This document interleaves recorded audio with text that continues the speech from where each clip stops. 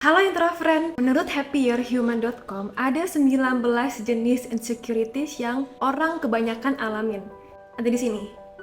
Nah, screenshot dan komen di bawah apa insecurity yang kamu alami dari list ini ya. Sekarang aku mau cerita tentang insecurity yang aku pribadi miliki, terutama aku alamin pas aku masih lebih muda, yaitu pas aku SMP, SMA, dan kuliah. Insecurity yang paling besar yang aku alamin pas masa-masa sekolah itu adalah insecurity tentang sosial.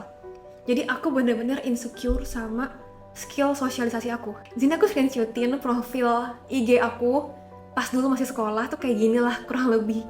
Bener-bener gak ada post, paling cuma 1-2 post doang. IG story juga cuma beberapa kali dalam setahun. Gak ada highlight, followers cuma mungkin 100-an, 200-an. Pokoknya aku ngerasa dibandingkan dengan teman-temanku yang lain, aku tuh kalah jauh dari segi popularitas, dari segi teman, dari segi skill sosialisasi. Jadilah setiap kali misalnya aku kayak diminta, IG lu apa Marcella gitu ya, sama orang yang baru diketemuin, aku kayak ragu kasih tahu karena aku malu mengakui kalau aku tuh nggak sepopuler itu gitu. Aku nggak punya temen sebanyak itu. Itulah juga kenapa aku juga akhirnya mulai menumbuhkan rasa iri ke teman-temanku, terutama yang wanita gitu, yang lebih populer, yang mereka tuh IG feed-nya itu sangat estetik, sangat cantik, jalan-jalan nongkrong kemana-mana, terus kalau di story tuh kayak titik-titik kecil gitu ya, karena banyak banget gitu sama temennya, sama temen itu A, B, C, jalan-jalan kemana-mana, ketemu sama banyak orang, pokoknya menghidupi kehidupan yang menurutku tuh kayak kehidupan yang aku iri banget, aku pingin banget kayak gitu, tapi aku merasa aku nggak bisa. Jadinya aku insecure parah tentang itu. Tentunya sekarang aku udah bisa dibilang 90-an% tidak punya insecurity tentang itu lagi. Bukan karena aku udah punya followers segini banyak juga ya, bukan ya. Tapi karena hal lain yang akan aku ceritakan juga di video ini. Jadi sebenarnya kenapa kamu ngerasa insecure? Karena kamu ngebandingin diri kamu sama orang lain. Bahkan mungkin bukan kamu yang ngebandingin, tapi orang lain. Misalnya orang tua, teman, guru, tetangga yang ngebandingin kamu sama orang lain. Ngebuat kamu menjadi lebih minder, insecure, dan merasa kamu tuh kurang dari orang lain. Jadi misalnya aja nih, dulu pas kecil kamu dihina nih tentang penampilan kamu. Misalnya kulit kamu lebih gelap, kamu dihina. Kulitnya kusam banget sih. Akhirnya dari omongan orang-orang itu kamu jadi menginternalisasi dan menjadikan kulit gelap kamu sebagai insecurity. Sama seperti semua hal, misalnya kamu pernah dihina tentang teman kamu yang dikit, atau kamu dihina atau dikritik tentang sebuah kemampuan, kayak nggak mencapai sesuatu. Pokoknya semua hal itu yang dikritik sama orang lain, akhirnya bisa menjadi insecurity yang kamu miliki sekarang. Nah, menariknya, saat kita insecure tentang hal di diri kita yang kita rasa kurang, biasanya akan ada hal yang juga kita inginkan, yang bertolak belakang dengan rasa insecure kita. Misalnya kamu insecure, kamu nggak punya banyak teman. Berarti di satu sisi kamu pingin punya banyak teman. Atau kamu insecure karena kamu ngerasa kamu kurang cantik. Berarti kamu pun ingin punya paras yang lebih cantik. Atau kamu insecure, kamu nggak pernah juara. Akhirnya kamu pun ingin juara di kelas, ya kan? Jadi setiap insecurity yang kita punya akan punya satu sisi lain di mana itu ada harapan di sana. Harapan untuk menjadi atau mendapatkan sesuatu yang kita nggak punya. Oleh karena itu, insecurity sangat erat hubungannya sama apa? Yap, dengan iri hati. Misalnya seperti tadi, contoh aku aja ya. Pas aku di SMA, aku kan insecure karena skill sosialisasi aku dan circle aku yang gak gitu gede gitu ya. Aku akhirnya menumbuhkan rasa iri ke temen aku yang lebih populer, lebih outgoing, lebih supel. Aku iri ya karena aku pingin punya hal yang dia punya, yang aku gak punya. Jadi setelah aku perhatikan, setiap kali aku iri sama orang, ya bisa aja sih aku iri dan ya nggak apa-apa gitu. Tapi ada masa-masa, ada contoh gitu, dimana aku iri, tapi aku jadinya menjatuhkan orang itu di kepalaku sendiri. Misalnya nih aku iri sama cewek yang lebih cantik, lebih populer, lebih hebat, lebih sukses gitu ya. Dalam hati itu aku bisa tumbuh perasaan dengki. Kayak, ih itu mah karena dia berprivilege. Ah, itu mah karena dia cantik. Oh itu mah karena dia hoki. Dia nggak pantas dapetin di itu. Dan perlu waktu yang lumayan lama lah buat aku untuk bisa mengubah pola pikir seperti ini menjadi sesuatu yang lebih positif.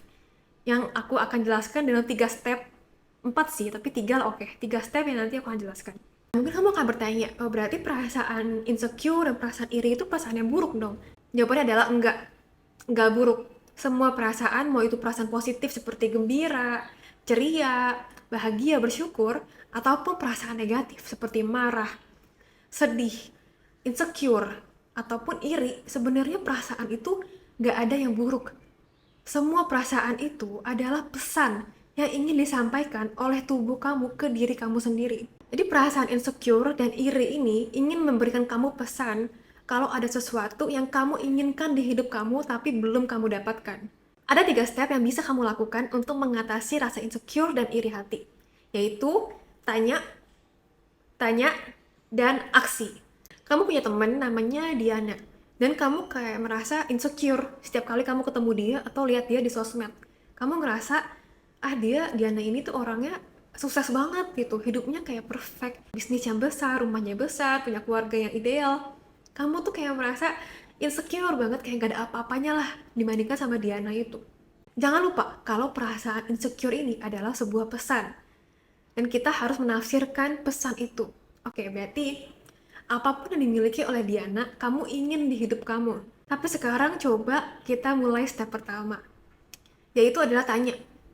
Tanya ke diri kamu sendiri, apakah kamu sungguh-sungguh mengharapkan apa yang Diana miliki? Atau itu justru adalah ekspektasi dari masyarakat? Si Diana punya rumah besar. Tanya, apakah kamu benar-benar pengen punya rumah yang besar? Apakah memang kamu sungguh-sungguh dari dalam hati kamu yang terdalam pingin punya rumah yang besar? Nah, jawab dulu. Tanya lagi, apakah kamu benar-benar kepengen punya keluarga yang harmonis, yang indah seperti yang Diana miliki?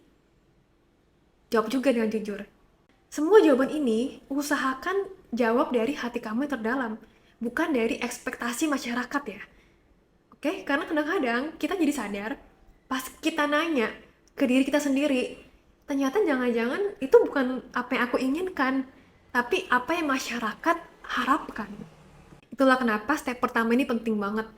Karena kamu harus tahu apa sih yang menjadi keinginan kamu yang sebenarnya. Oke, kalau misal kamu jawab iya, aku sadar betul, aku pingin apa yang Diana miliki. Keluarga harmonis, rumah mewah, bisnis yang bagus gitu kan. Oke, aku bilang aku pengen gitu, aku pingin banget. Oke, nggak apa-apa. Kalau kamu jujur jawabnya nggak apa-apa. Oke, kamu pingin kan apa yang Diana miliki. Sekarang pertanyaan yang kedua adalah, apakah kamu menginginkan pengorbanan yang harus Diana lewati untuk mencapai posisi dia sekarang? Karena apapun pencapaian seseorang, apapun privilege yang mereka miliki, semua itu ada pengorbanannya. Pasti ada. Jadi kita nggak bisa cuma lihat yang bling-blingnya aja, tapi kita juga masih melihat pengorbanan yang mereka lalui untuk mencapai posisi itu, dan juga apa yang harus mereka lakukan sekarang untuk mempertahankan posisi itu. Misalnya, kita suka kan kayak merasa insecure nih sama orang yang langsing, ya kan? Yang bagus badannya gitu kan. Tapi kita nggak suka lupa gitu kalau untuk mencapai badan yang langsing, ya walaupun of course ada faktor genetik, tapi kan tetap aja gitu. Mungkin dia nggak bisa makan martabak setiap minggu. Mungkin dia nggak bisa beli gorengan di pinggir jalan. Mungkin dia harus mempertahankan olahraga teratur. Mungkin dia nggak bisa makan ini, makan itu. Gitu. Atau kita melihat orang yang punya bisnis. Oke, dia punya bisnis. Tapi kita suka melupakan kalau dengan dia mencapai posisi itu, punya bisnis, artinya dia harus mengorbankan waktu tidur, waktu hangout, waktu istirahat, waktu nonton Netflix. Oke, kalau misalnya kamu udah melalui step kedua dan kamu masih jawab, iya, aku mau gitu ya. Aku masih mau gitu punya tubuh yang ideal kayak si Susi gitu ya. Nah, aku udah tahu juga apa pengorbanannya gitu. Aku tahu, aku mau. Oke, nggak apa-apa. Oke, kalau kamu masih merasa kamu ingin, sekarang kita lanjut ke step ketiga yaitu aksi. Caranya gimana? Kamu siapin 2 kertas. Kertas pertama kamu coba tulis apa sih hal-hal yang berada di luar kontrol kamu. Di kertas kedua kamu tulis apa hal-hal yang berada di dalam kontrol kamu. Oke, kita coba ambil contoh yang Diana itu ya. Nah, oke, apa hal yang di luar kontrol kamu? Diana punya rumah, Diana punya suami yang baik, Diana punya anak-anak yang lucu, Diana punya bisnis yang sukses. Ya, itu semua di luar kontrol kamu kan. Kita beralih ke lembar kedua, yaitu hal-hal yang berada di kontrol kita. Oke, aku bisa coba mencari pekerjaan baru yang gajinya lebih tinggi. Aku bisa coba apply pekerjaan, memperbaiki CV. Aku bisa mengimprove diriku sendiri biar nanti mendatangkan pasangan yang lebih baik.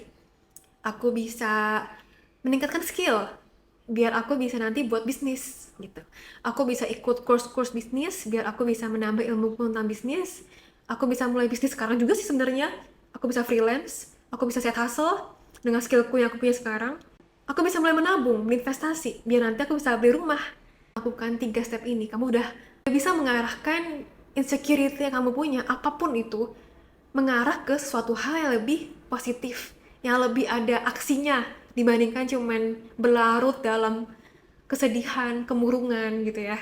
Sekali lagi, perasaan insecure, perasaan envy, atau iri hati itu bukan perasaan yang buruk. Itu hanyalah pesan. Mau kamu lakuin apa terhadap pesan itu, semuanya bergantung sama diri kamu sendiri. Banyak kok orang di luar sana yang akhirnya dengan insecurity, dengan rasa iri itu akhirnya menjatuhkan orang lain atau meminimalisir pencapaian orang. Oh, dia mah privilege, oh itu mah karena dia cantik, oh itu mah karena dia bla bla bla bla bla. Yang sebenarnya sih ya boleh-boleh aja sih ya, tapi apa gunanya? Mungkin kita akan merasa lebih baik setelah kita menjatuhkan orang, tapi apakah itu akan membawa perubahan nyata di hidup kita? Ya enggak. Nah, yang keempat ini tuh adalah bonus, tapi menurutku ini penting juga. Dilakukan beriringan lah sama 3 step yang aku tadi udah jelasin. Yaitu untuk mengatasi trauma kita. Nah, trauma itu kenapa penting? Karena seperti tadi cerita di awal ya, kalau kita cenderung untuk menginternalisasi komentar-komentar dari orang di sekeliling kita pas kita masih kecil. Misalnya pas kecil kamu tuh orangnya itu bener-bener apa adanya, kamu ceria, tapi kamu sering dikritik nih sama orang tua misalnya. Kok kamu kayak gitu sih? Kamu jangan berisik, kamu jangan bawel. Lama-lama, ucapan-ucapan itu akan menjadi ucapan yang kamu omongin lagi ke diri kamu sendiri pas kamu udah dewasa. Dan kamu gak sadar kalau kamu terus menjatuhkan diri sendiri dari pikiran kamu sendiri.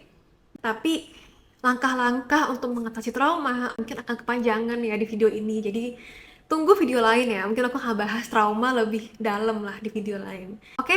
Nah, jangan lupa kamu tolong komen di bawah apa insecurity kamu dan bagaimana kamu melaluinya atau mengatasinya. Atau kalau kamu masih insecure, coba aja share dulu insecurity kamu di kolom komentar, siapa tahu ada orang yang relate sama cerita kamu. Nah, terima kasih banyak buat kamu semua yang udah like, komen, dan subscribe ke channel ini, karena sekali lagi, semua dukungan dari kalian tuh sangat ngebantu perkembangan channel ini ke depannya. Oke, terima kasih banyak intro friend, dan sampai jumpa ketemu di video lain.